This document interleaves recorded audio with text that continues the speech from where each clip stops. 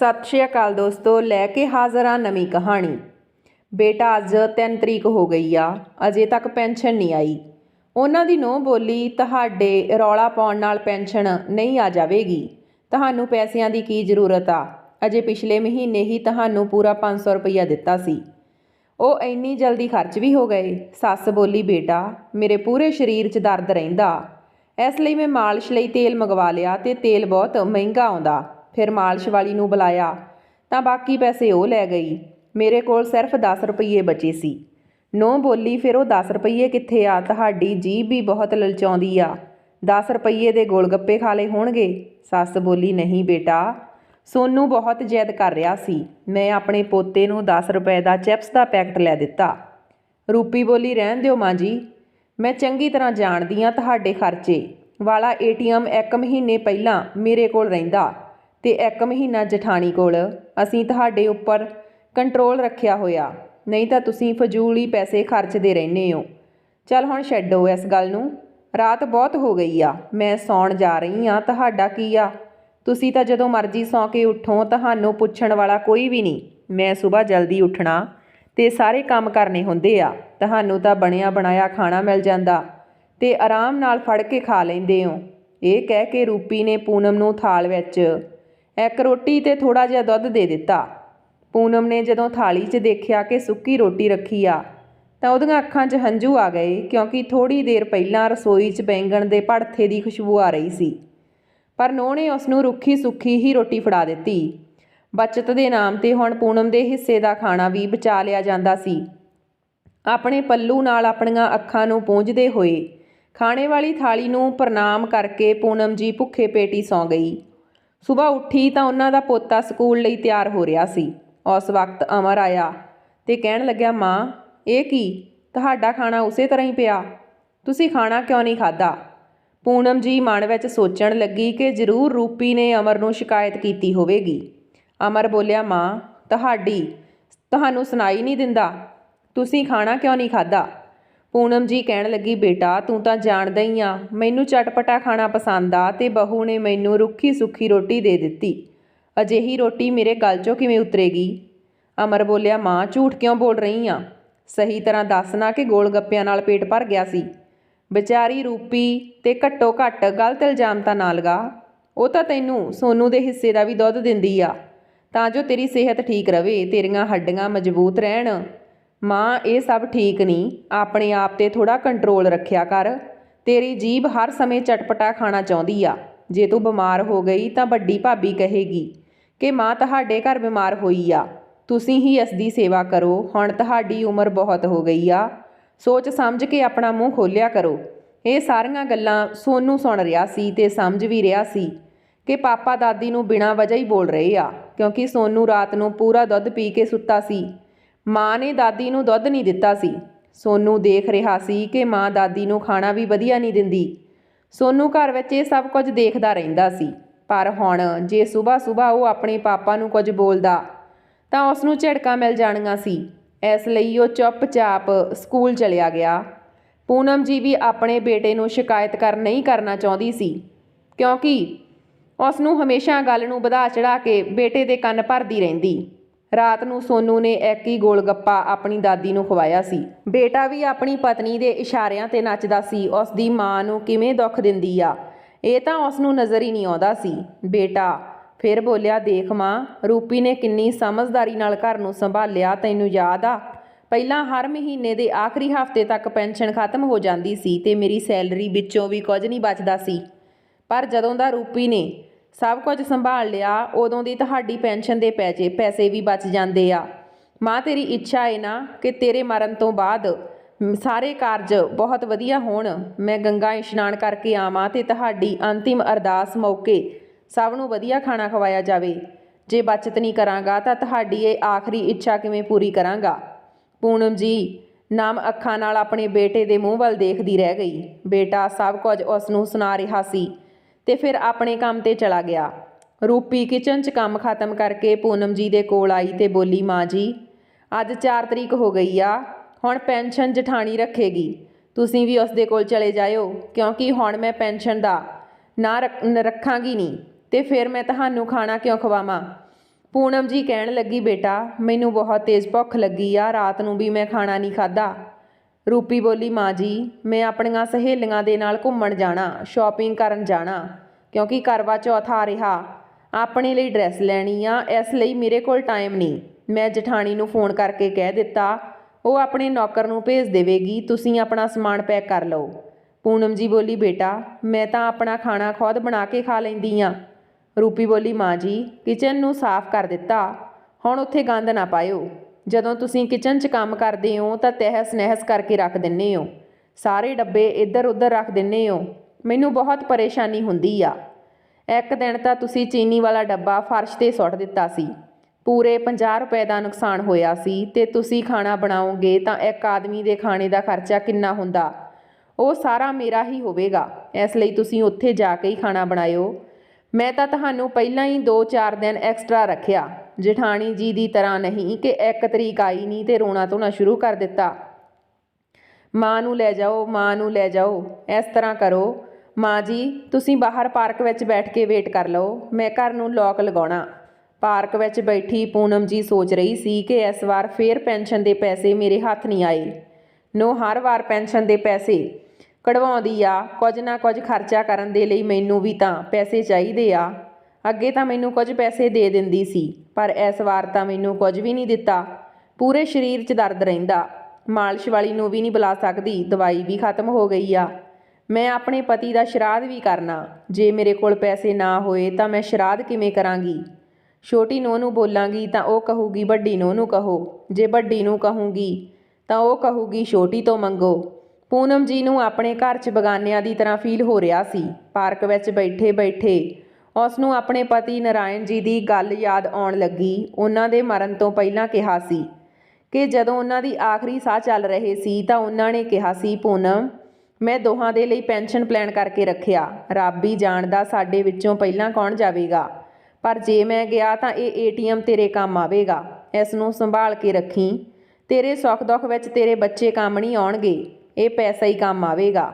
ਜਦੋਂ ਜ਼ਰੂਰਤ ਹੋਵੇਗੀ ਤਾਂ ਮਨਪਸੰਦ ਦੀ ਸਬਜ਼ੀ, ਫਰੂਟ ਜਾਂ ਕੋਈ ਹੋਰ ਬਾਜ਼ਾਰੋਂ ਚੀਜ਼ ਲੈ ਕੇ ਖਾਣ ਦਾ ਮਨ ਹੋਵੇਗਾ ਤਾਂ ਖਾ ਲਿਆ ਕਰੀਂ, ਅਤੇ ਥੋੜ੍ਹਾ ਬਹੁਤ ਮੰਦਰ ਵਿੱਚ ਦਾਨ ਕਰ ਦਿਆ ਕਰੀਂ।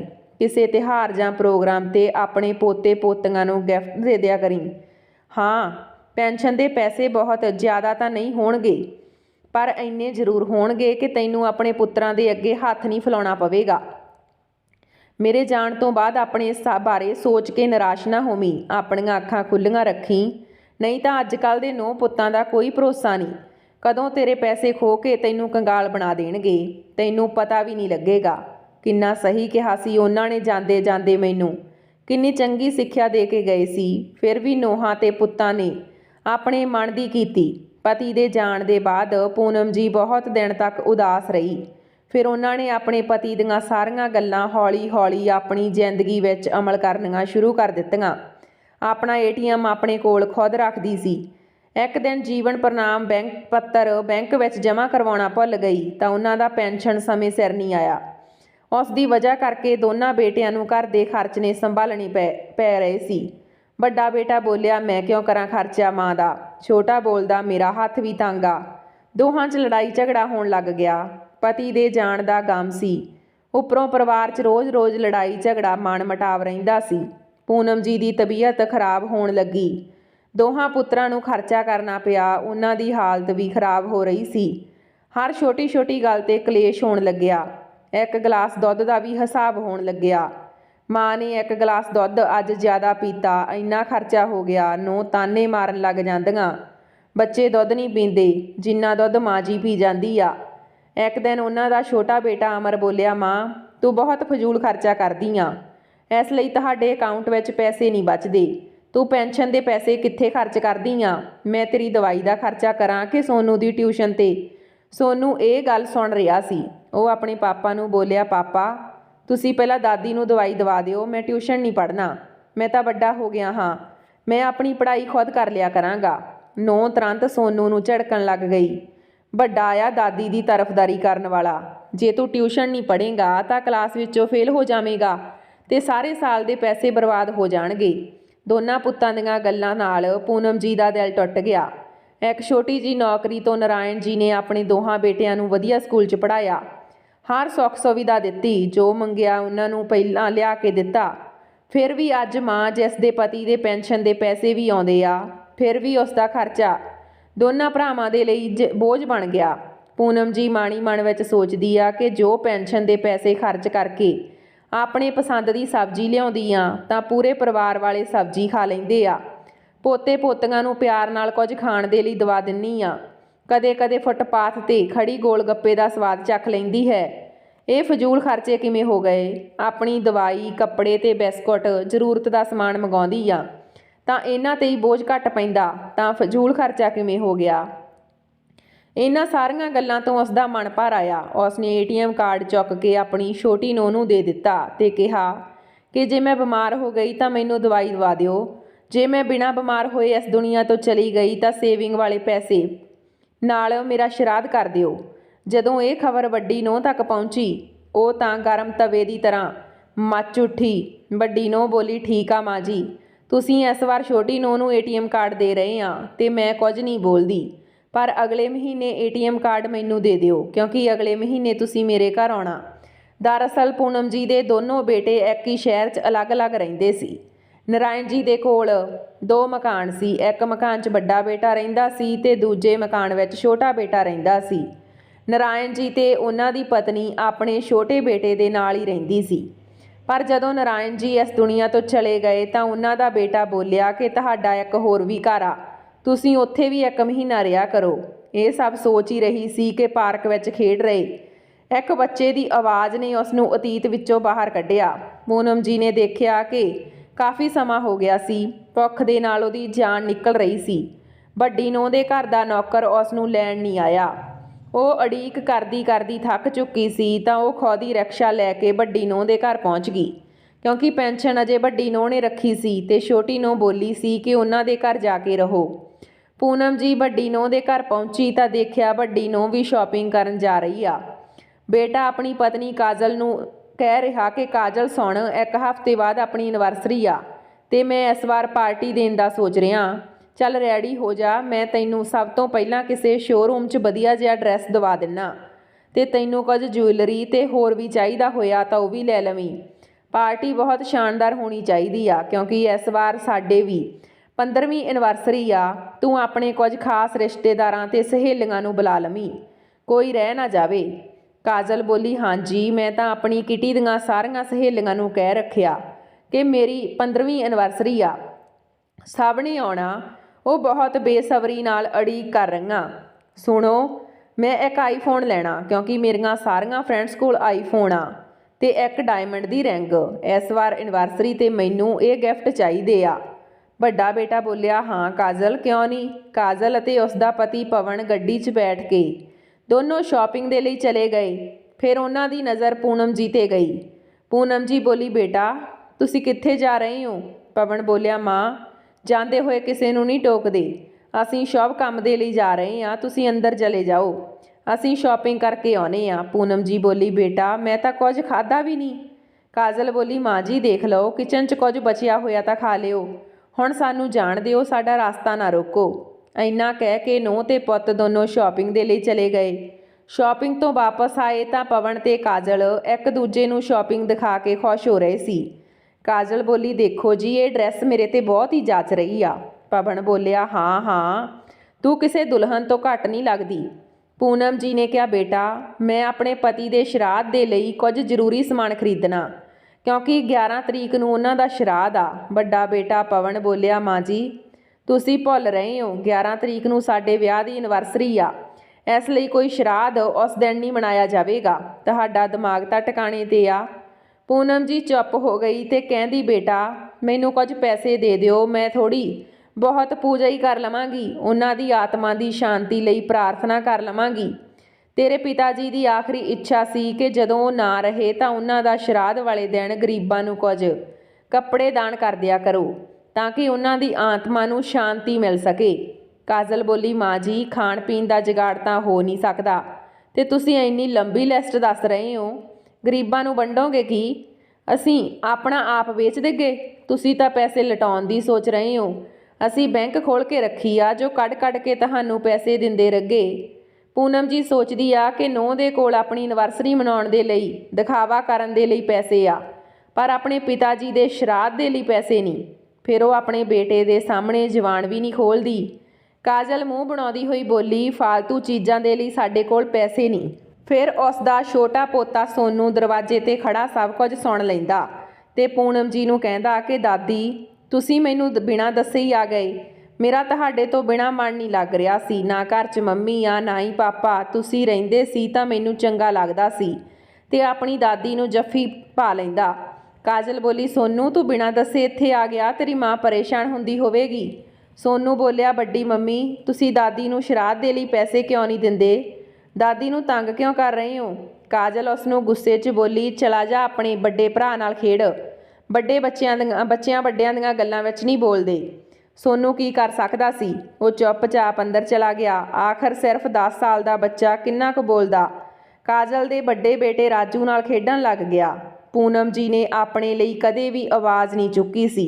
ਬਸ ਗਊ ਦੀ ਤਰ੍ਹਾਂ ਸਭ ਦੀਆਂ ਗੱਲਾਂ ਸੁਣਦੀ ਰਹਿੰਦੀ। ਚੁੱਪਚਾਪ 1 ਮਹੀਨਾ ਵੱਡੇ ਬੇਟੇ ਦੇ ਘਰ ਤੇ ਦੂਜੇ ਮਹੀਨੇ ਛੋਟੇ ਦੇ ਘਰ ਜਾਂਦੀ ਤੇ ATM ਕਾਰਡ ਵੀ 1 ਮਹੀਨਾ ਵੱਡੇ ਬੇਟਾ ਇਸਤੇਮਾਲ ਕਰਦਾ ਤੇ ਦੂਜਾ ਮਹੀਨਾ ਛੋਟਾ। ਮਰਨ ਤੋਂ ਪਹਿਲਾਂ ਨਾਰਾਇਣ ਜੀ ਇੰਨਾ ਕਰਕੇ ਗਏ ਸੀ ਕਿ ਉਹਨਾਂ ਨੇ ਕਦੇ ਕੋਈ ਤਕਲੀਫ ਨਾ ਹੋਵੇ, ਪਰ ਵਿਚਾਰੀ ਬੁੱਢੀ ਮਾਂ ਇਕੱਲੀ ਕੀ ਕਰ ਸਕਦੀ ਸੀ। ਸਹੀ ਕਹਿੰਦੇ ਆ ਲੋਕ, ਇਨਸਾਨ ਸਭ ਤੋਂ ਜਿੱਤ ਜਾਂਦਾ ਪਰ ਆਪਣੀ ਔਲਾਦ ਤੋਂ ਹਾਰ ਜਾਂਦਾ। ਬੜੀ ਹਿੰਮਤ ਕਰਕੇ ਪੂਨਮ ਜੀ ਕਹਿੰਦੀ ਆ ਕਿ ਠੀਕ ਆ ਬਹੂ, ਤੁਸੀਂ ਪੈਸੇ ਨਹੀਂ ਦੇਣੇ ਤਾਂ ਨਾ ਦਿਓ, ਪਰ ਮੇਰੇ ਪਤੀ ਦੀ ਪੈਨਸ਼ਨ ਆਉਂਦੀ ਆ ਨਾ, ਉਹ ਪੈਸੇ ਮੈਨੂੰ ਸਰਾਧ ਕਰਨ ਦੇ ਲਈ ਦੇ ਦਿਓ। ਮੈਂ ਪੂਜਾ ਦਾ ਸਮਾਨ ਤੇ ਗਰੀਬਾਂ ਦੇ ਲਈ ਕੰਬਲ ਲੈ ਆਵਾਂਗੀ। ਕਾਜਲ ਬੋਲੀ, ਮਾਂ ਜੀ ਇਹ ਸਭ ਤੁਸੀਂ ਫੇਰ ਕਰੋਗੇ ਨਾ ਜੇ ਤੁਹਾਨੂੰ ATM ਕਾਰਡ ਮਿਲੇਗਾ। ਅਸੀਂ ਤੁਹਾਡੇ ਤੇ ਵੀ ਤਾਂ ਖਰਚਾ ਕਰਦੇ ਹਾਂ। 2 ਵਕਤ ਦੀ ਰੋਟੀ ਫ੍ਰੀ 'ਚ ਨਹੀਂ ਆਉਂਦੀ। ਮਾਂ ਜੀ ਜੋ ਤੁਸੀਂ ਆਹ ਚਾਹ ਪੀ ਰਹੇ ਹੋ ਇਹ ਵੀ ਦੁੱਧ ਬਹੁਤ ਮਹਿੰਗਾ ਆਉਂਦਾ। ਮੈਂ ਤਾਂ ਤੁਹਾਨੂੰ 2 ਟਾਈਮ ਚਾਹ ਦਿੰਨੀ ਆ। ਰੂਪੀ ਤਾਂ ਤੁਹਾਨੂੰ 1 ਕੱਪ ਹੀ ਚਾਹ ਦਿੰਦੀ ਸੀ। ਮੇਰੇ ਸਾਹਮਣੇ ਉਹ ਦੁੱਧ ਵਿੱਚ ਪਾਣੀ ਮਿਲਾ ਕੇ ਚਾਹ ਬਣਾਉਂਦੀ ਸੀ। ਕਿਉਂ ਮਾਂ ਜੀ, ਮੈਂ ਸੱਚ ਕਹਿ ਰਹੀ ਹਾਂ ਨਾ? ਇੱਕੋ ਸਾਹ ਕਾਜਲ ਸਭ ਕੁਝ ਬੋਲਦੀ ਗਈ ਤੇ ਆਪਣੀ ਐਨਵਰਸਰੀ ਦੀ ਤਿਆਰੀ 'ਚ ਬਿਜ਼ੀ ਹੋ ਗਈ। ਸਾਰੇ ਦੋਸਤਾਂ ਤੇ ਰਿਸ਼ਤੇਦਾਰਾਂ ਨੂੰ ਫੋਨ ਕਰਕੇ ਹੱਸ ਕੇ ਇਨਵਾਈਟ ਕਰ ਰਹੀ ਸੀ ਜਿਵੇਂ ਉਸ ਦੀ ਪਹਿਲੀ ਐਨਵਰਸਰੀ ਹੋਵੇ। ਪਰ ਸਹੁਰੇ ਦੇ ਸ਼ਰਾਧ ਲਈ ਨਾ ਤਾਂ ਉਹਨਾਂ ਦੇ ਕੋਲ ਟਾਈਮ ਸੀ ਤੇ ਨਾ ਹੀ ਪੈਸੇ। ਜੋ ਪੈਸੇ ਸਹੁਰਾ ਸਾਹਿਬ ਛੱਡ ਕੇ ਗਿਆ ਸੀ, ਪੈਨਸ਼ਨ ਦੇ ਪੈਸੇ ਉਹਨਾਂ ਦੇ 9 ਪੁੱਤ ਕਬਜ਼ਾ ਕਰਕੇ ਬੈਠੇ ਸੀ। 1 ਹਫ਼ਤੇ ਬਾਅਦ ਐਨਵਰਸਰੀ ਆ ਗਈ। ਰੂਪੀ ਵੀ ਆਪਣੇ ਬੇਟੇ ਸੋਨੂ ਤੇ ਪਤੀ ਅਮਰ ਨਾਲ ਉੱਥੇ ਪਹੁੰਚ ਗਈ ਤੇ ਕਹਿੰਦੀ ਆ ਕਿ ਦੀਦੀ ਤੁਹਾਨੂੰ ਵਧਾਈ ਹੋਵੇ। ਉਹਨਾਂ ਦੇ ਹੱਥ 'ਚ ਵੱਡਾ ਸਾਰਾ ਬੁੱਕੇ ਫੜਿਆ ਸੀ। ਰੂਪੀ ਬੋਲੀ, ਦੀਦੀ ਮੈਂ ਵੀ ਸੋਚ ਰਹੀ ਹਾਂ ਅਗਲੇ ਸਾਲ ਮੈਂ ਵੀ ਐਨਵਰਸਰੀ ਦੀ ਪਾਰਟੀ ਦੇਵਾਂ ਕਿਸੇ ਵੱਡੇ ਰੈਸਟੋਰੈਂਟ 'ਚ। ਕਾਜਲ ਬੋਲੀ, ਹਾਂ ਰੂਪੀ ਕਿਉਂ ਲਈ ਪਾਰਟੀ? ਅੱਜ ਮੇਰੀ ਪਾਰਟੀ ਇੰਜੋਏ ਕਰ। ਆਪਣੇ ਹੱਥ ਨੂੰ ਘੁਮਾ ਕੇ ਵਾਰ-ਵਾਰ ਕਾਜਲ ਬੋਲਦੀ ਆ। ਉਸਨੇ ਆਪਣੀ ਡਾਇਮੰਡ ਦੀ ਰਿੰਗ ਜੋ ਉਸਨੂੰ ਦਿਖਾਉਣੀ ਸੀ। ਫਿਰ ਰੂਪੀ ਬੋਲੀ, ਦੀਦੀ ਡਾਇਮੰਡ ਦੀ ਰਿੰਗ ਪਾਈ ਆ? ਕਾਜਲ ਬੋਲੀ, ਹਾਂ ਰੂਪੀ ਮੈਨੂੰ ਪਵਨ ਨੇ ਬੜੇ ਪਿਆਰ ਨਾਲ ਐਨਵਰਸਰੀ ਤੇ ਗਿਫਟ ਦਿੱਤਾ।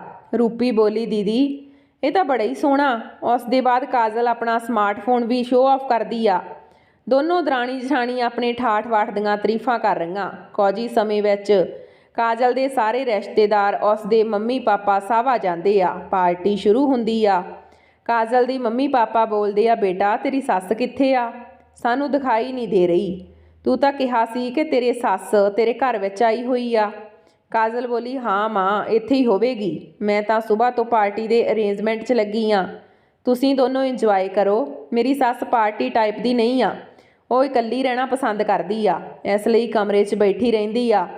ਸੋ ਬੋਰਿੰਗ। ਰਾਮੂ ਇੱਧਰ ਆ, ਸਾਰੇ ਮਹਿਮਾਨਾਂ ਨੂੰ ਕੋਲਡ ਡਰਿੰਕ ਸਰਵ ਕਰ ਦੇ। ਮੰਮੀ ਪਾਪਾ ਤੁਹਾਨੂੰ ਕਿਹੜਾ ਫਲੇਵਰ ਲਵੋਗੇ? ਦੇਖੋ ਮੈਂ ਕਈ ਤਰ੍ਹਾਂ ਦੇ ਕੋਲਡ ਡਰਿੰਕਸ ਦਾ ਅਰੇਂਜਮੈਂਟ ਕੀਤਾ। ਉਸ ਦੇ ਮੰਮੀ ਪਾਪਾ ਕਹਿਣ ਲੱਗੇ, ਬੇਟਾ ਅਸੀਂ ਤਾਂ ਨਿੰਬੂ ਪਾਣੀ ਪੀ ਲਵਾਂਗੇ। ਕਾਜਲ ਬੋਲੀ, ਹਾਂ ਉਹ ਵੀ ਆ। ਤੁਸੀਂ ਕੀ ਖਾਓਗੇ? ਬਹੁਤ ਸਾਰੀਆਂ ਵਰਾਇਟੀਆਂ ਬਣਾਈਆਂ। ਸ਼ਹਿਰ ਦੇ ਬਹੁਤ ਚੰਗੇ ਹਲਵਾਈ ਨੂੰ ਬੁਲਾਇਆ ਗਿਆ। ਉਸ ਦੇ ਮੰਮੀ ਪਾਪਾ ਬੋਲੇ, ਬੇਟਾ ਠੀਕ ਆ ਅਸੀਂ ਖਾ ਲਵਾਂਗੇ, ਤੂੰ ਸਾਡਾ ਫਿਕਰ ਨਾ ਕਰ। ਬਾਕੀ ਦੇ ਰਿਸ਼ਤੇਦਾਰਾਂ ਨੂੰ ਦੇਖ। ਕਾਜਲ ਤਾਂ ਵਾਰ-ਵਾਰ ਦਿਖਾਵਾ ਕਰ ਰਹੀ ਸੀ। ਐਨਵਰਸਰੀ ਪਾਰਟੀ 'ਚ ਸਾਰੇ ਅਰੇਂਜਮੈਂਟ ਬਹੁਤ ਵਧੀਆ ਕਰਵਾਏ ਸੀ।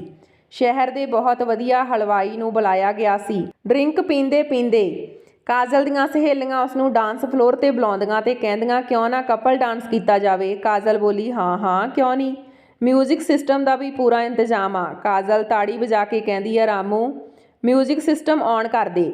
ਜਿਉਂ ਹੀ ਮਿਊਜ਼ਿਕ ਸਿਸਟਮ ਔਨ ਕਰਨ ਦੇ ਲਈ ਰਾਮੂ ਜਾਂਦਾ ਤਾਂ ਪੰਡਤ ਜੀ ਮੰਤਰ ਪੜ੍ਹ ਰਹੇ ਸੀ।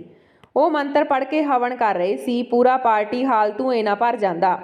ਕਾਜਲ ਇਹ ਸਭ ਕੁਝ ਦੇਖ ਕੇ ਪਰੇਸ਼ਾਨ ਹੋ ਜਾਂਦੀ ਆ। ਕਾਜਲ ਦੀਆਂ ਸਹੇਲੀਆਂ ਕਹਿੰਦੀਆਂ ਵਾਹ ਕਾਜਲ ਧੂੰਏ ਦਾ ਵੀ ਇੰਤਜ਼ਾਮ ਕੀਤਾ, ਕਿਤੇ ਅੱਗ ਤਾਂ ਨਹੀਂ ਲੱਗ ਗਈ। ਕਾਜਲ ਦੀਆਂ ਸਹੇਲੀਆਂ ਉਸ ਦਾ ਮਜ਼ਾਕ ਉਡਾਉਣ ਲੱਗਦੀਆਂ।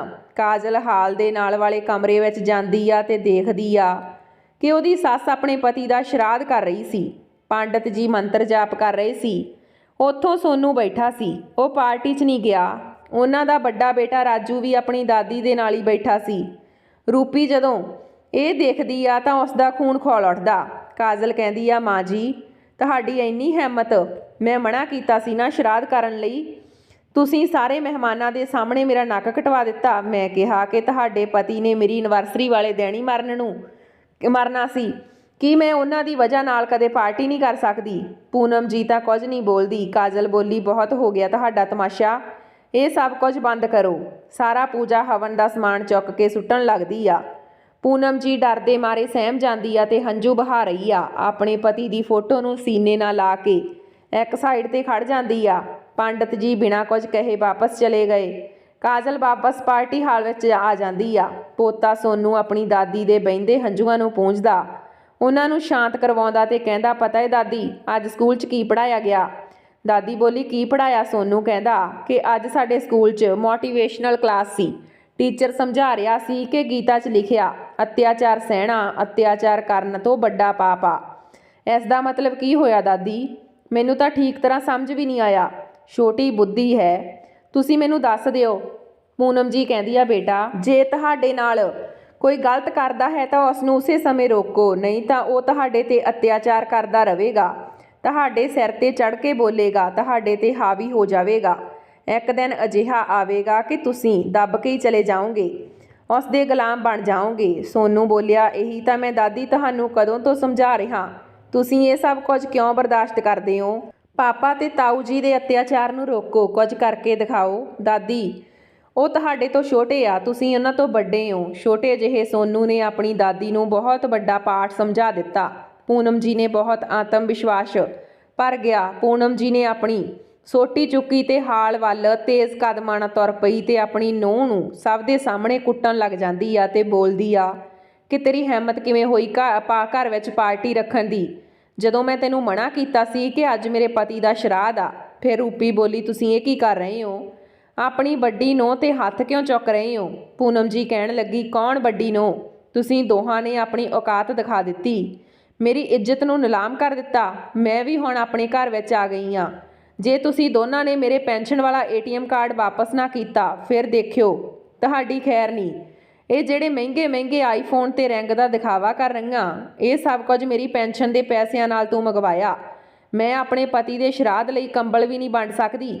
ਜਿਸ ਘਰ ਵਿੱਚ ਤੂੰ ਬੜੀ ਟੌਰ ਨਾਲ ਰਹਿ ਰਹੀ ਆ, ਤੇਰੇ ਤੋਂ ਇਹ ਘਰ ਖੋਹ ਕੇ ਮੈਂ ਕਿਸੇ ਗਰੀਬ ਨੂੰ ਦਾਨ ਕਰ ਦੇਵਾਂਗੀ, ਤੁਹਾਨੂੰ ਸੜਕ ਤੇ ਲੈ ਆਵਾਂਗੀ, ਫਿਰ ਤੁਹਾਨੂੰ ਪਤਾ ਲੱਗੇਗਾ। ਕਾਜਲ ਰੂਪੀ ਤੇ ਦੋਨੋਂ ਬੇਟੇ ਪੂਨਮ ਜੀ ਦਾ ਇਹ ਰੂਪ ਦੇਖ ਕੇ ਡਰ ਜਾਂਦੇ ਆ ਤੇ ਕਹਿਣ ਲੱਗੇ ਮਾਂ ਤੁਹਾਨੂੰ ਇਹ ਪਾਠ ਕਿਹਨੇ ਪੜ੍ਹਾਇਆ, ਤੁਸੀਂ ਅੱਜ ਸਾਡੇ ਖਿਲਾਫ ਬੋਲ ਰਹੇ ਹੋ। ਪੂਨਮ ਜੀ ਬੋਲੀ ਬੇਟਾ ਉਹ ਤਾਂ ਸ਼ੁਕਰ ਹੋਵੇ ਸੋਨੂ ਦਾ ਜਿਸ ਨੇ ਮੇਰੀਆਂ ਅੱਖਾਂ ਖੋਲ੍ਹ ਦਿੱਤੀਆਂ। ਜਰਾ ਸੋਚੋ ਇਸ ਛੋਟੇ ਜਿਹੇ ਬੱਚੇ ਨੂੰ ਕਿੰਨੀ ਅਕਲ ਆ, ਤੁਸੀਂ ਇੰਨੇ ਵੱਡੇ ਹੋ ਕੇ ਗਲਤ ਰਸਤੇ ਤੇ ਜਾ ਰਹੇ ਸੀ। ਮੈਨੂੰ ਤਾਂ ਤੁਸੀਂ ਮੇਰੀ ਔਲਾਦ ਨਹੀਂ ਲੱਗਦੇ। ਸੋਨੂ ਆਇਆ ਤੇ ਕਹਿਣ ਲੱਗਿਆ ਮੰਮੀ ਪਾਪਾ, ਵੱਡੀ ਮੰਮੀ, ਵੱਡੇ ਪਾਪਾ ਤੁਸੀਂ ਦਾਦੀ ਦੇ ਨਾਲ ਬਹੁਤ ਗਲਤ ਕਰਦੇ ਹੋ। ਦਾਦਾ ਜੀ ਨੇ ਪੈਨਸ਼ਨ ਦੇ ਪੈਸੇ ਦਾਦੀ ਲਈ ਰੱਖੇ ਸੀ, ਤੁਹਾਨੂੰ ਘਰ ਵੀ ਦਿੱਤਾ। ਉਹਨਾਂ ਨੇ ਸੋਚਿਆ ਸੀ ਕਿ ਦਾਦੀ ਨੂੰ ਬੁਢਾਪੇ 'ਚ ਕੋਈ ਤਕਲੀਫ ਨਾ ਹੋਵੇ, ਫਿਰ ਤੁਸੀਂ ਕਿਸ ਹੱਕ ਨਾਲ ਦਾਦੀ ਦੇ ਪੈਸੇ ਖਾ ਰਹੇ ਹੋ।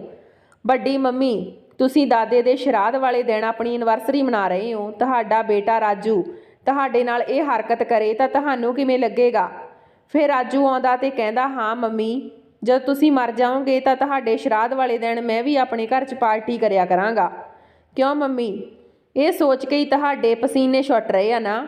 ਸਾਰੇ ਮਹਿਮਾਨ ਖੜੇ ਇਹ ਤਮਾਸ਼ਾ ਦੇਖ ਰਹੇ ਸੀ। ਫਿਰ ਕਾਜਲ ਦੀ ਮੰਮੀ ਆਈ, ਉਹਨੇ ਕਾਜਲ ਦੇ ਮੂੰਹ ਤੇ ਜ਼ੋਰ ਨਾਲ ਥੱਪੜ ਮਾਰਿਆ ਤੇ ਕਾਜਲ ਬੋਲੀ ਮੰਮੀ ਤੁਸੀਂ ਵੀ ਸ਼ੁਰੂ ਹੋ ਗਏ। ਉਹਦੀ ਮੰਮੀ ਬੋਲੀ, ਬੇਟਾ ਤੈਨੂੰ ਸ਼ਰਮ ਨਹੀਂ ਆਉਂਦੀ ਆਪਣੇ? ਤੇਰੇ ਸਹੁਰੇ ਨੇ ਤੈਨੂੰ ਇਸ ਘਰ ਦੀ ਮਾਲਕਣ ਬਣਾਇਆ ਤੇ ਤੂੰ ਉਸਦੇ ਸ਼ਰਾਧ ਕਰਨ ਤੋਂ ਹੀ ਪਿੱਛੇ ਹਟ ਰਹੀ ਆ। ਕੀ ਸਾਨੂੰ ਆਪਣੇ ਗਏ ਹੋਏ ਵੱਡ ਵਡੇਰਿਆਂ ਦਾ ਆਸ਼ੀਰਵਾਦ ਲੈਣ ਤੋਂ ਦੂਰ ਰਹਿਣਾ ਚਾਹੀਦਾ?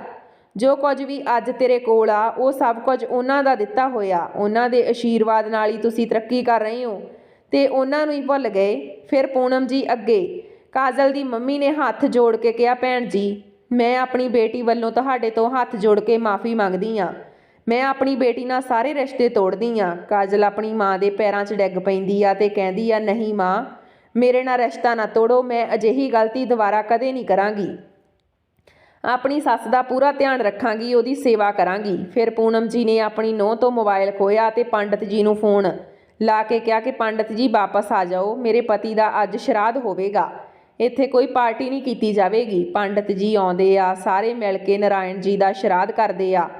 ਫਿਰ ਪੂਨਮ ਜੀ ਦੇ ਦੋਨੋਂ ਬੇਟੇ ਤੇ ਨੂੰਹਾਂ ਸ਼ਰਮ ਨਾਲ ਨਜ਼ਰਾਂ ਝੁਕਾ ਲੈਂਦੇ ਆ। ਉੱਥੇ ਮੌਜੂਦ ਸਾਰੇ ਮਹਿਮਾਨ ਪੂਨਮ ਜੀ ਦੇ ਇਸ ਕਦਮ ਦੀ ਪ੍ਰਸ਼ੰਸਾ ਕਰਦੇ ਆ। ਪੂਨਮ ਜੀ ਆਪਣੇ ਪੋਤੇ ਸੋਨੂ ਦੇ ਸਿਰ ਤੇ ਹੱਥ ਫੇਰਦੀ ਆ ਤੇ ਕਹਿੰਦੀ ਆ ਕਿ ਬੇਟਾ ਤੂੰ 10 ਸਾਲ ਦਾ, ਪਰ ਤੂੰ ਤਾਂ ਅੱਜ ਮੇਰੀਆਂ ਅੱਖਾਂ ਖੋਲ੍ਹ ਦਿੱਤੀਆਂ। ਅਜੇ ਤੱਕ ਤਾਂ ਮੈਂ ਚੁੱਪ ਹੀ ਸੀ, ਪਰ ਹੁਣ ਮੈਂ ਚੁੱਪ ਨਹੀਂ ਰਵਾਂਗੀ। ਕਾਜਲ ਤੇ ਰੂਪੀ ਜਾਓ ਪੰਡਤ ਜੀ ਲਈ ਖਾਣਾ ਬਣਾਓ।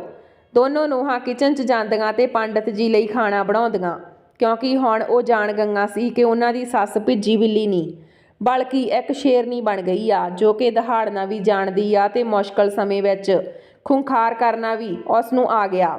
ਸੋ ਦੋਸਤੋ, ਅਤਿਆਚਾਰ ਇੱਕ ਹੱਦ ਤੱਕ ਸਹਿਣ ਕਰਨਾ ਠੀਕ ਲੱਗਦਾ, ਪਰ ਜਦੋਂ ਅਤਿਆਚਾਰ ਤੁਹਾਡੇ ਤੇ ਜ਼ਿਆਦਾ ਹਾਵੀ ਹੋਣ ਲੱਗ ਜਾਵੇ ਤਾਂ ਤੁਹਾਨੂੰ ਕਦਮ ਚੁੱਕਣਾ ਚਾਹੀਦਾ। ਤਾਂ ਹੀ ਤਾਂ ਤੁਹਾਡੇ ਨੂੰਹਾਂ ਪੁੱਤ ਤੁਹਾਡੇ ਕਦਮਾਂ 'ਚ ਰਹਿਣਗੇ, ਨਹੀਂ ਤਾਂ ਬੁਢਾਪੇ 'ਚ ਤੁਹਾਨੂੰ ਨਾਚ ਨਚਾਉਂਦੇ ਰਹਿਣਗੇ। ਸੋ ਦੋਸਤੋ, ਇਹ ਸੀ ਸਾਡੀ ਅੱਜ ਦੀ ਕਹਾਣੀ। ਕਿਵੇਂ ਦੀ ਲੱਗੀ ਲਾਈਕ ਸ਼ੇਅਰ ਕਰਕੇ ਜ਼ਰੂਰ ਜਾਇਓ। ਜੇ ਅਜਿਹੀਆਂ ਕਹਾਣੀਆਂ ਹੋਰ ਸੁਣਨੀਆਂ ਚਾਹੁੰਦੇ ਹੋ ਤਾਂ ਚੈਨਲ ਨੂੰ ਸਬਸਕ੍ਰਾਈਬ ਕਰਿਓ। ਮਿਲਦੇ ਹਾਂ ਕਿਸੇ ਨਵੀਂ ਕਹਾਣੀ ਦੇ ਨਾਲ, ਤਦ ਤੱਕ ਸਤਿ ਸ਼੍ਰੀ ਅਕਾਲ।